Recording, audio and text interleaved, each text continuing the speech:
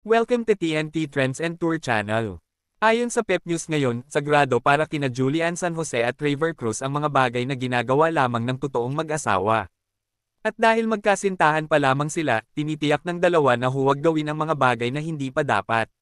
Saad ni Julian, parang ano po kasi, ako po, personally po talaga, kasi yung family ko, very traditional talaga. Tsaka, very conservative. And ako po, parang ako, tanggap ko naman po yun na, siguro in time, magagawa naman namin yung mga bagay na yon. Like, mag-travel, ganyan. Siguro ako, wala naman po kaso din sa akin, di ba? And for me, yung bagay kasi na yon, talagang nirerespeto po ni Ray. Sobrang wala po ako masyadong masabi, talagang sobrang laki po ng respeto niya sa akin and sa family. Kahit sleepover, natatawa niyang sagot, wala po.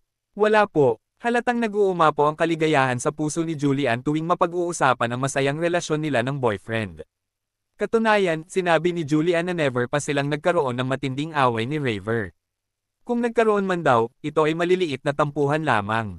Pagbabahagi ng singer-actress, may mga petty. May mga petty stuff, but it's wala talaga. Parang walang something heavy, wala. Kasi, everything is just so easy with him.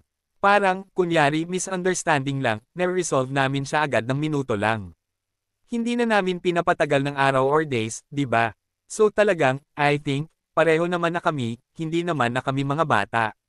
Nakausap ng Pep.ph, Philippine Entertainment Portal, si Julian noong nakaraang linggo sa press con ng Slay, ang pinagbibidahan niyang murder mystery series na napapanood na ngayon sa GMA Prime.